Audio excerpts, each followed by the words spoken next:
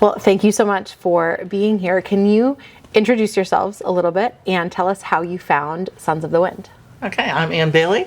My name's Gwyneth Bailey. I've been riding at Sons of the Wind for about 7.5 years. I started off all my life doing ballet, and it was the only thing I ever wanted to do. But then I injured my ankle, so I had to quit, unfortunately. I grew up with horses in my backyard, but I never really had anything to do with them. But once I had to quit ballet, I decided to try horseback riding, and I went to a small barn in New Hampshire. It just wasn't the right fit for me. So I Google searched, and I found Vitor and Sons of the Wind. I was on the wait list for 6 months about, and then I started in May of 2018, and I have never looked back. Amazing. Yeah. What was it that drew you to Sons of the Wind? Why did this feel like it would be different? Mostly my approval. I love that. I met Vitor, and within like the first 5 minutes, I said, okay, I have confidence. His attitude about the horses and just talking to us, and also he started Gwyneth on the lunge. Just didn't put her out there and having her, race around on a horse. She was so correctly, in my opinion, brought along so carefully, and I think that's why.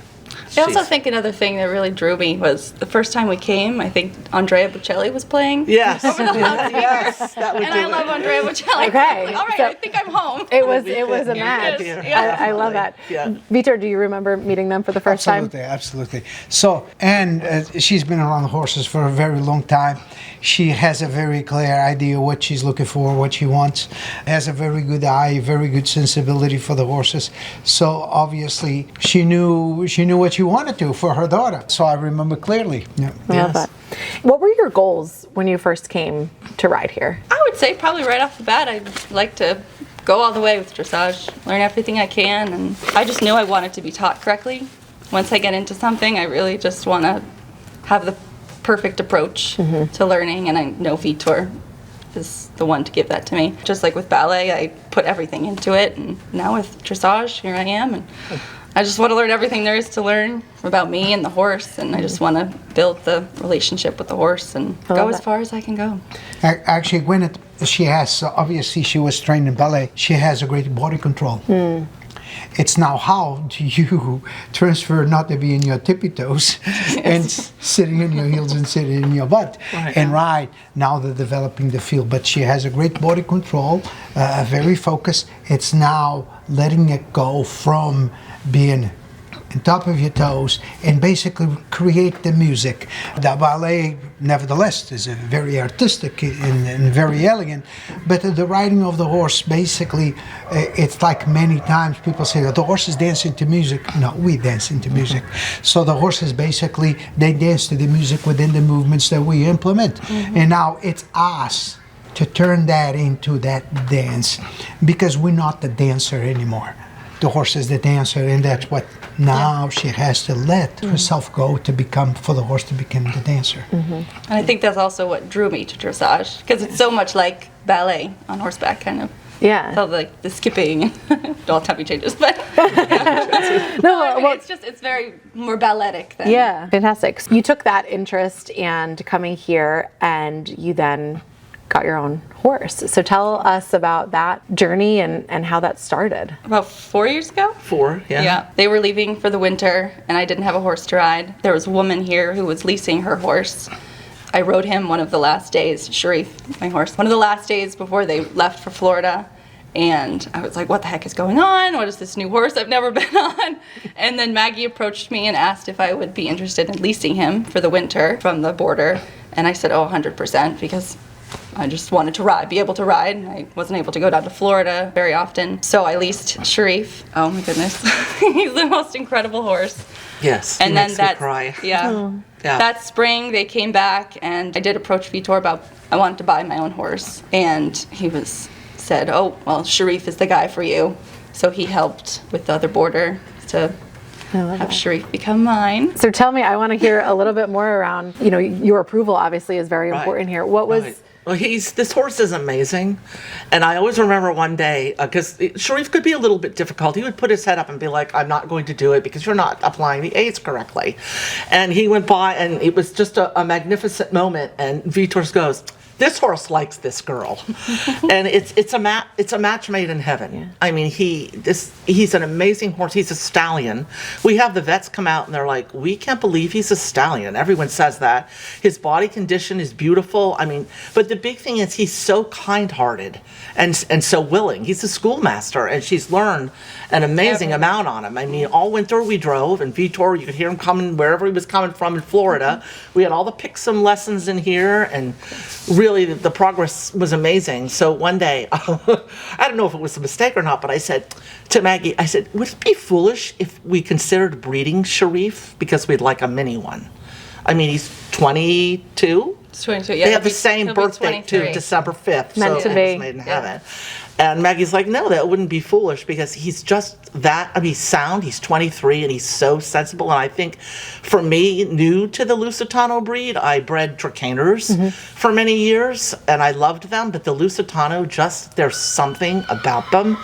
And I said to Gwyneth, we need like a duplicate of this amazing horse. Okay. He really is incredible.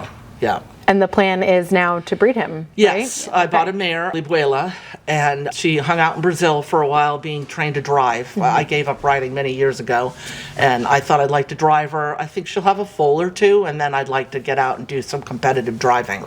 I used to drive years ago, and I really enjoyed it. Yeah. But that's the plan, is to breed Xerife and Libuela. So the beauty of this breed, it's because they can do anything you decided to do. The initiative of this breed for years and years, they was selected for bullfighting. Not necessarily when I'm saying that I'm agreeing or not disagreeing with the bullfight. But how many horses can go on a bull ring, has the temperament and the athleticism to put themselves to that? That's this breed. So here it is, there is a horse that is a Grand Prix horse. Xerife can do all the Grand Prix movements, actually competed at that level as well, and have an opportunity to have somebody that gets along with it and learn from it. That's those horses that we look at it. We never have two of the same. No, it's a one in a million. Then when we look back, says, I wish I had 10 more of those. Yes. So his temperament is impeccable. His athleticism and ability is incredible because he's willing to do it. Yeah. And actually, it's not a horse that physiologically you look at it like, wow. No, it's his heart. It's his heart that makes him to do everything. Yes. So Yeah. obviously, when they decided, so I found a mare that would be compatible, complementary for the stallion, and basically Anne always wanted this to drive. We starting to drive her so she can, when she gives a foal or two, so that they can enjoy it. Yeah. And but for us, so we saw this horse that basically the person that was riding it was kind of the end for her, and it was a beginning for Gwyneth. So I think Amazing. there was an optimal situation that give a wonderful home for the horse, and a wonderful horse for Gwyneth. I think that's something that's been very cool to see in a lot of these conversations is the matchmaking Yes. that has happened, Yes. and you guys are both so proud of him, which is Oh, God. I love to our see heart, that. too. Yeah, and Yes. My everything. that's really amazing. So, Vitor, tell me a little bit more about the mare selection and what makes her a good fit for Xerife. Xerife physiologically, he's small. And the mare, it's not huge, but from the top line that she has and the movements, it can complement Xerife. His trots, it's a little bit more shuffling. It's not trots with more amplitude. She has a beautiful trot. Yes. So the canter is not as great, but he has the canter. So as a result of that, that is putting the two and two together. Hopefully, if we get the good of both, we make impeccable. Not necessarily it's exact science, but it would be the idea to complement Yeah. one another. And then is the hope that you have your Yes. mini Xerife. A duplicate. Yeah. Yeah. Duplicate as I can get. Okay, your No one twin. will ever replace it. but- Yeah, well, that's really incredible. So, what have you both learned so far? I know that this is new about the breeding journey, and what are you looking forward to, or what has been something interesting to you? Well, I mean, I knew nothing about it, but my Yes, mom I has have, bred for many years. I've bred a lot of foals and forced my husband to deliver them while I apologized to the mares while they were in labor. But I really loved breeding and bringing the horses along, like working with them on the ground from day one and just establishing a rapport with them. I think one of the most critical components is the relationship that you have with a horse.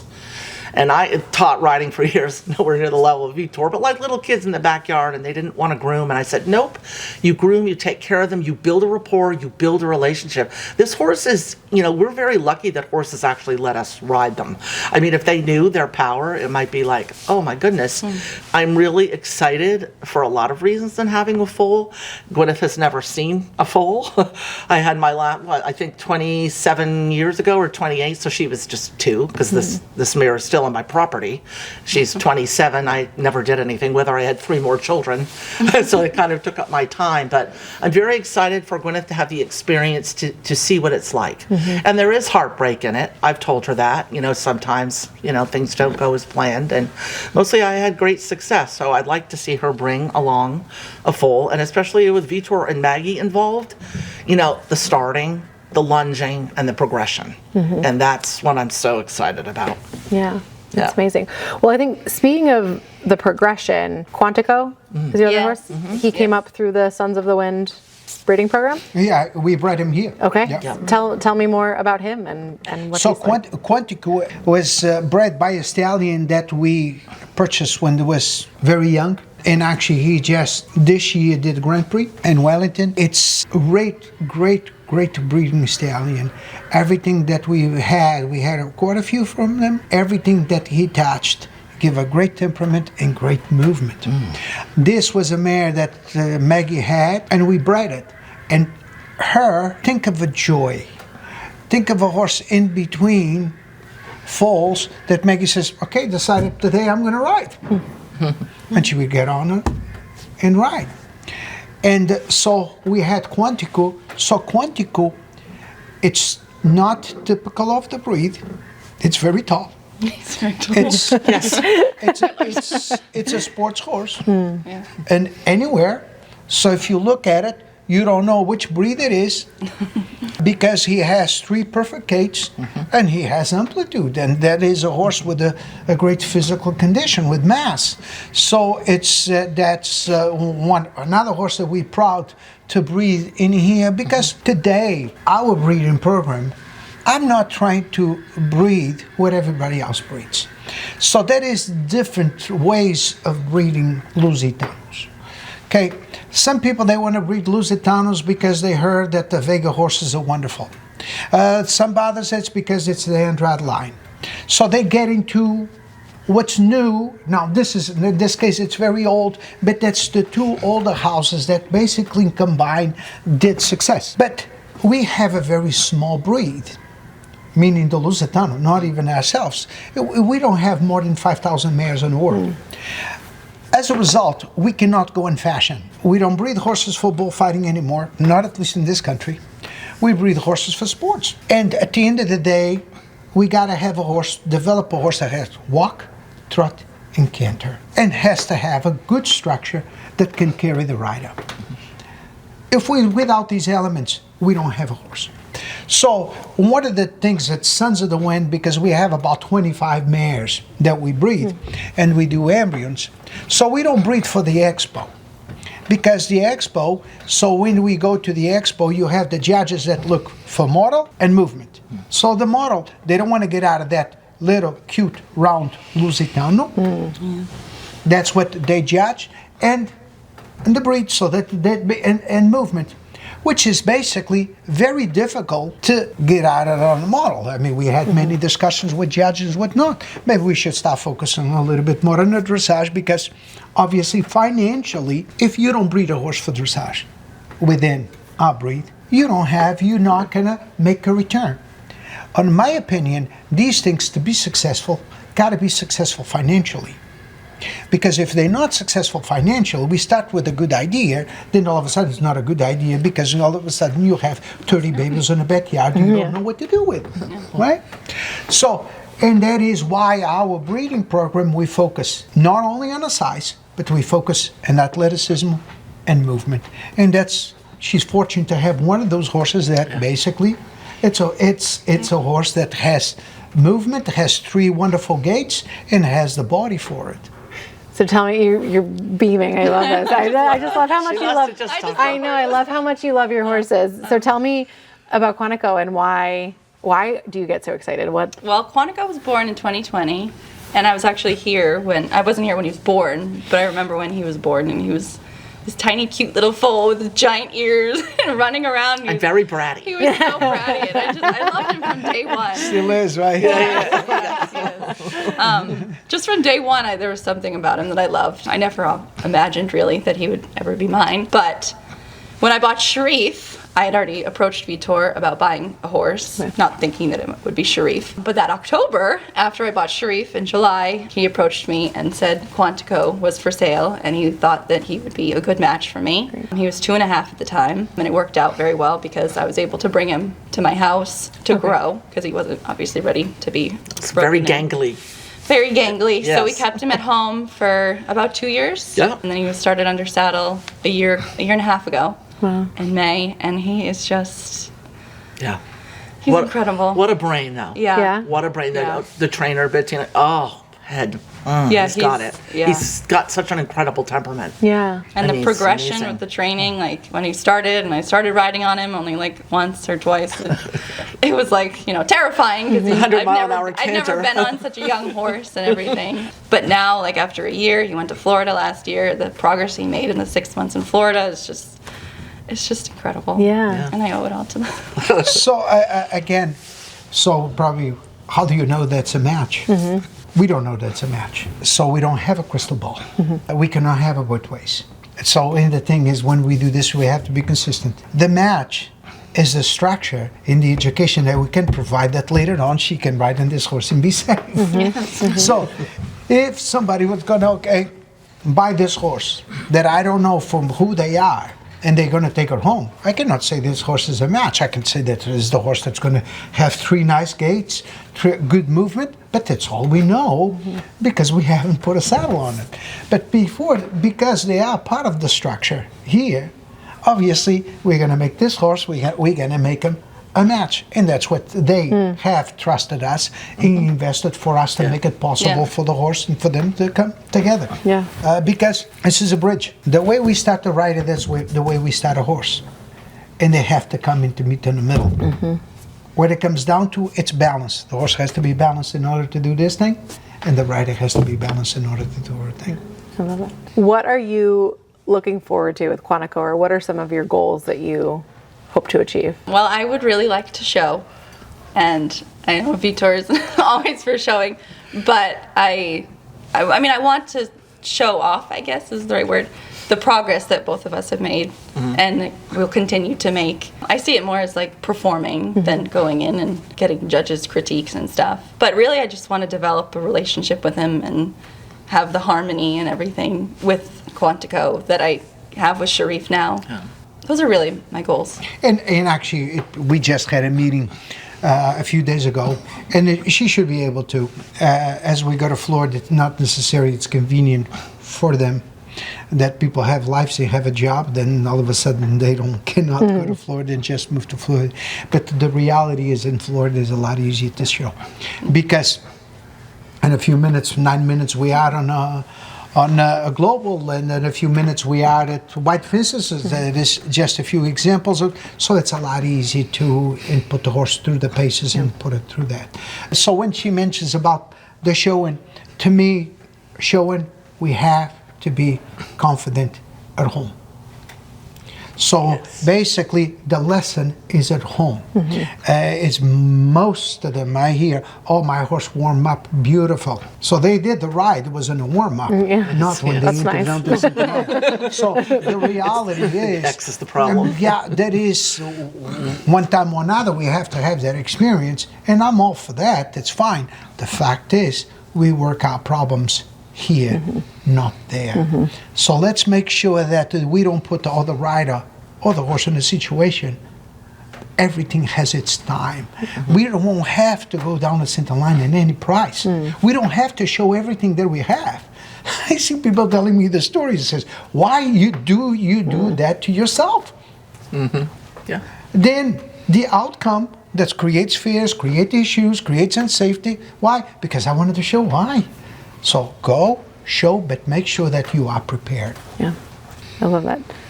You both have horses in your lives and collaborate, but what does it look like you're bringing your different experiences in the horse world together to kind of do this as a team? I mean, you know everything horses. Yeah, and I have to admit, Xerife had an issue a couple of winters ago, and I said, "Oh, I think it's his hawk." And she goes, "What's his hawk?" And I said, "Oh no." I'm still Sorry learning a about lot. that. I call She myself is. a horsewoman in training. Perfect. She still 'Cause she's the texts horsewoman. me all the time. We had a Yeah. pony with a swollen tongue the other night. I think she got into some toxin out in the front paddock, so she's learning from me. But I think, for me, I think Vitor mentioned it, and it was true in ballet. For some reason, I've been blessed with an incredibly critical eye. Like, I can watch a dancer and be like, oh, and the same with the horses. I couldn't get on and do it, but I have a really critical eye. So when Gwyneth finally got up the strength to ask Vitor, and trust me, he's a very approachable person. It's just that Gwyneth is very shy. And she said, I'm going to ask him today, and his answer was mine, which is, when you can get out and control your horse at walk, trot, and canter, because at that point she was literally flying around and my heart was in my mouth, but it's okay. I mean, he's coming along with the trainer, but for Gwyneth, there's still a huge area for growth. And I don't want anything to happen to the horse, not that she would do intentionally, but not being adequately trained enough to apply, the A's or whatever it is at the time that she needs to do to get him to collect a little bit more or half halt or whatever. But it's funny because I said, I have 6 kids and I didn't produce one equestrian. And then all of a sudden I have a daughter riding, my son tried riding and he was too allergic. It's really been good for me. I don't want to say exactly that I live vicariously through her, but I do love it when I come. And people are so warm and friendly here. Like, I have a little group that I sit with, the Peanut Gallery, to watch her ride, because I love horses. I've loved them all my life. And so to have a child of mine to be interested into this level and with determination and I think aptitude, it's a blessing for me. Yeah. So It's also like, although I really do want to show, I completely trust Vitor and will Yes. go by what he says, because I know he knows. He knows me, he knows the horse, he knows when we'll both be ready. Yeah. Right. Because, I mean, every lesson here is like a clinic. Like, you can't go anywhere else and get any better training, in my opinion. Not that I've been many other places, but I like, have. I've watched clinics, I've watched like people online teaching. There's no instruction like there is here. Yeah. Well, I think all 3 of you are a team, right? And Yes. And Vitor, how do you make that team environment for your clients? One is people have to believe you.